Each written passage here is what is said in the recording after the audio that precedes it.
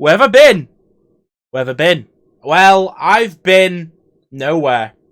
I just took a break from the Blue Half because I was launching my Twitch and I wanted to do more time on my Twitch. Still watch the games, of course, but then it goes back to streaming straight away. Welcome, anyway, to the Blue Half. Welcome back. It's time for the match reaction against West Ham. Now, before we get into the match reaction, I would just like to say 20 wins in a row. That is a nice feeling, isn't it? 20 wins in a row, and that is what is impressive. What's not impressive is this performance. On with the video. We just won 2-1, and I thought, you know what? We'll take it under the circumstances because it wasn't a great game of football. It was for the neutral. I was not really enjoying this one. This is a I am breathe moment because this could have been catastrophe. We did not play well. And you know what? I have to be honest. I will praise massively when we do well, but I will still criticise when we have bad games. And this was a bad game. We did not deserve to win 2-1, but we did. And I guess that's champions-elect or whatever you want to call it. But yeah, what I would say is this was just getting over the line. I generally thought we would definitely drop points today. I had a feeling in the back of my mind that this could happen. This would be the one that we did it. But anyway, let's get on to the match reaction. And we're going to start off with the players. I thought, again, we were defensively fine occasionally. But their goal was sloppy. And Zinchenko is at fault for this one, unfortunately. Zinchenko did not have a good game. And I think we can all agree right now that he did not have a good game. He was giving the ball away quite a lot. But what we're going to do is we're going to go back to front and we're going to go for every individual player now, okay? We'll start with Ederson. Ederson, shaky game. Shaky game. He gave the ball away way too much. I am surprised we didn't get punished for any of Ederson's mistakes. What is he doing? When you are not confident, just play the simple pass or just kick it into the stands. You cannot play balls like that to Declan Rice. I don't know how we didn't concede. We should have conceded off a few of those Ederson things. He rolled the ball out once and it hit his foot. He kicked it really fast once and it just went on the floor, went straight to a West Ham player. And it was an odd moment where he was sort of ready to kick it and he just sort of nearly gave the ball away and West Ham should have scored and they didn't, and I'm very surprised. So Ederson today, unfortunately, as ratings go, he gets a 6. He was average. It could be a 5 because if he had cost us the game, it would have been a 5. But because he did make a few saves, he gets a little bit higher. But yeah, a 6 for Ederson. Okay, we'll move into the back four now. We'll start on Zinchenko. Poor game. Poor game. I'm sorry, I can't say anything but more than that he was a poor game. Now, he's had some good games, and I've always said for Zinchenko, he can have some good games, but he had a mare today. He gets a 5. He was not.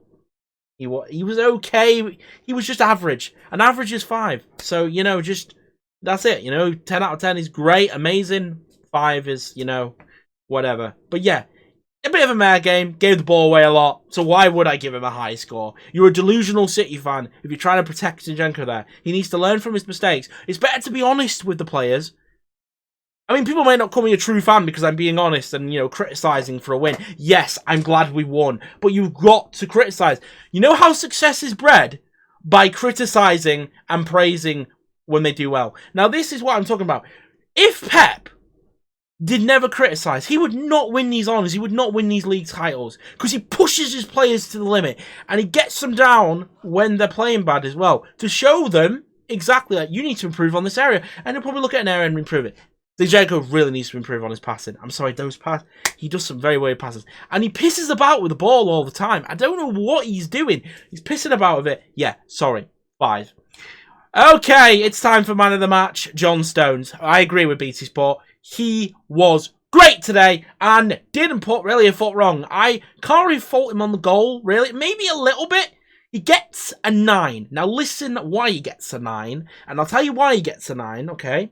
It's because the only reason he didn't get a 10 was because maybe he could have stopped that deflection if he towed it right, but you can't really, it's difficult. He gets a 9 because he scored, well, a very crucial goal. And He was just everywhere, wasn't he? He was just a really good defender, as always. John Stones, the transformation of John Stones is world class. Is a 9-bit high? Maybe, but I'm giving it to him anyway because he got us the most crucial goal. Okay, Ruben Dias also scored as well. Both centre-backs scored today. You know, I can't really fault the two centre-backs for much today. They played just as they do, covering each other's back. The intelligence to stay up, both of them, for that attack. When Zinchenko randomly passed it back, I thought they were going to track back, but they stayed up. They stayed up and they got the reward and they scored a goal. And that's all you can do. And yeah, De Bruyne plays a world-class pass, gets on the end of it, 1-0. I thought we were going to cruise then. We don't. We concede by Zinchenko's mistake. So that's why Zinchenko got a poor score today. And yes, Ruben Dias, I will give them both 9. I'm going to give them both 9s. If that's a bit generous, let me know. Maybe I'm being very generous. But them two have not put a foot wrong hardly much since the Spurs game. So I can't really fault them at all. Okay, Kyle Walker. Bit of a weird one for Kyle. I thought he had good moments, but he had some shockers. Randomly blasting the ball at his teammates does not work at all, and he could have cost us maybe a goal. Maybe. His running forward was good, but he really wasn't like doing what he used to do. He was just sort of blasting the ball in and hoping for the best. And when you hope for the best, you're not going to get the rewards that you wanted to. But I guess it's fine. I think with Kyle Walker today, I'll just give him a 7. Sort of good game, but could do better. You know, 6s and 7s. When you say 6s and 7s, that's what that is. 6s and 7s. But yeah, very good from Kyle there, I would say. Okay, we move on into the midfield, don't we? CDM Fernandinho. Okay, Fernandinho today. He was a rock. He was a rock. You can't deny he was good. He was good today.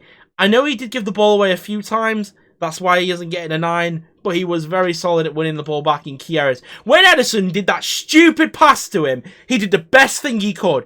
He got the ball and he kicked it to the safe zone of a corner flag. Because it's the best place you can do in that situation. Declan Rice is on his tail. Ederson kicks the ball to him for some reason. I don't know what he's doing. He's being me in FIFA as a keeper. And he just kicks the ball straight to their player. He gets a little toe pet. He toes it away to the safe zone. So for that reason, he does get a high score. Fernandinho does get an 8. The only reason he doesn't get a 9 is because he did give the ball away a couple of times. Not as much as Zinchenko, though. But yeah, you know what? Fernandinho, solid game. He's been a solid player his entire career at City. I was going to be sad to see him leave eventually, but yeah. Okay, let's go to Kevin De Bruyne. Kevin De Bruyne, he's coming back from injury. I didn't expect him to do a lot, but he still got an assist. Even though he had a poor game, he still got an assist. That's how good he is. Even when he's having a poor game, he can get an assist. He was giving the ball away a lot. I can't deny it. Was blasting at the West Ham players. He was making some really weird decisions. I don't know what he was doing. De Bruyne gets a 6. I'm sorry. I've never scored De Bruyne this low, but the assist is the only thing he did that was really good. But then again, he did do so. Actually, I'll give him a 7. I'll tell a lie. I'll give him a 7 because of his run to give it to Sergio. That was good. Maybe Sergio should have scored that. But yeah, I'll give him the 7. I'll give De Bruyne a 7, okay? Before I get loads of hate, because I know what's going to happen. You're not a true City fan. You're giving De Bruyne such a low score. No, right, I'll give him a 7. Give him a 7. Gundogan, not a great game for him today. He didn't really do anything. He didn't. He just huffed and puffed and he didn't do anything wrong. He just didn't do anything. Like, you know, when the player just doesn't really do much. That's all what Gundogan was today. He was just sort of turning around, just passing it sideways, all that. But you know, I guess it can work. And for that reason, just just average performance from Gundogan. You just got to give him a 6. Gets a 6. Okay. Ferran Torres. I thought he had a good game. Not seen him for a while, but what I like about Ferran Torres is his tracking back. He is tracking back every single time West Ham get the ball. He's there, ready to tackle or do something, or cause like a cheeky foul or something, just to break up the play. I did like Ferran Torres' performance today. Shame he couldn't get on the score sheet. He did do some good skill into the box. But yeah, just a bit above average, a good game for him. A good way to come back into the team. And I'm hoping to see more of Ferran Torres, because I think there is a future for him at Manchester City. And we just got to give him time. He could potentially be another world-class player. We just got to give these youngsters time. And that's all you can do. Give the youngsters time. So yeah, Ferran Torres, good performance today. 7. Okay, Riyad Mahrez. Well, he was going to get a very low score, but he did bag an assist. So for that reason, it's gone higher. I was originally going to give him a 5 because he didn't really do much, but then he goes and bags an assist, so he has to get a 6 or a 7. So I'm going to give him a 6.5. We'll go for a 6.5 with Riyad Mahrez. He didn't do much. He wasn't that great, but he was okay. Like I said, the whole team today didn't really play that well, apart from the 2 centre-backs. If I'm going to be honest right now, Fernandinho and the 2 centre-backs were the ones that played the best. They really did. But, you know, it was a very sluggish performance, and we did not deserve to win today. I'm going to keep saying that. We did not deserve to win today, but we did. And that's what's really good. When you're winning, when you're not playing well, you can't fault it. You really can't. Because when we do play well, we're going to be great and electric, aren't we? Sergio Aguero, he had the graveyard shift today. Everyone's like, oh, Aguero's finished and all that. It's bullshit. He got the graveyard shift. There was no service. There was hardly any service. No wonder he didn't score. Come on, guys. Aguero finished. He's not finished. And you might think I'm some delusional blues like, well, the good times are behind him and all that. I never said he's going to be as amazing as he was. Well, I do think he's going to have an impact on this season, and it might be in the Champions League. Give Aguero time. It's his first game back, for God's sake. I can't believe Twitter. I really can't. Jesus. Why is Pep taking him off in the 60th minute as well? It's too early. He needed that extra 10 minutes, and he might have scored.